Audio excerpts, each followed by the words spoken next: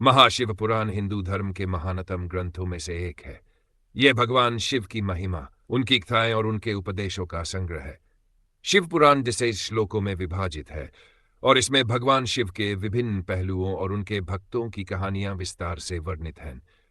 यह ग्रंथ वेदों के समान पवित्र माना जाता है और इसका अध्ययन और श्रवण जीवन को धन्य और पवित्र बनाता है। यहां सी शब्दों में महाशिव पुराण की संपूर्ण गाथा और इसकी उत्पत्ति का वर्णन प्रस्तुत किया गया है। शिवपुराण की उत्पत्ति प्राचीन काल में मानी जाती है। इसे महर्षि वेदव्यास द्वारा संकलित किया गया था। पुराणों के अनुसार सृष्टि के रचयिता ब्रह्मा जी ने भगवान शिव की महिमा का वर्णन करने के लिए शिव पुराण की रचना की।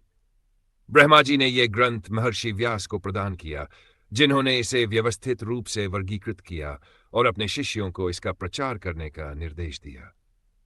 शिव पुराण मूलतः द्वाव संहिताओं में विभाजित था, लेकिन कालांतर में इसे संक्षिप्त कर 6 संहिताओं में समाहित कर दिया गया।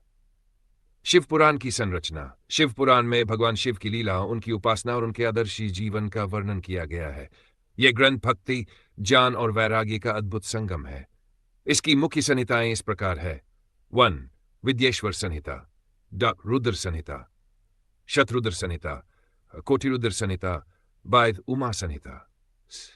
कैलाश संहिता। प्रक संहिता में शिव की महिमा, उनकी आराधना और उनके भक्तों की कथाओं का वर्णन किया गया है।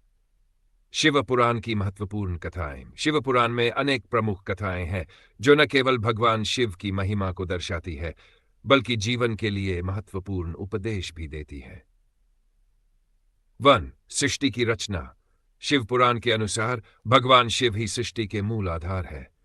शिव ने सृष्टि की रचना के लिए ब्रह्मा और विष्णु को उत्पन्न किया। ब्रह्मा को सृष्टि का रचयिता और विष्णु को पालनकर्ता बनाया। 2. सती और शिव की कथा। सती भगवान शिव की पहली पत्नी थीं। उनके पिता दक्ष ने एक यज्ञ का आयोजन किया, जिसमें उन्होंने शिव को आमंत्रित नहीं किया। सती इस अपमान को सहन नहीं कर सकी और यज्ञ अग्नि में कूदकर प्राण त्याग दिए। इससे क्रोधित होकर शिव ने वीरभद्र को उत्पन्न किया, जिसने दक्ष के यज्ञ को नष्ट कर दिया। पार्वती और शिव का विवाह। सती ने अपने अगले जन्म में पार्वती के रूप में जन्म लिया। उन्होंने कठोर तपस्या की और शिव को प्रसन्न कर विवाह किया। यह कथा प्रेम, तप और समर्पण का प्रतीक है।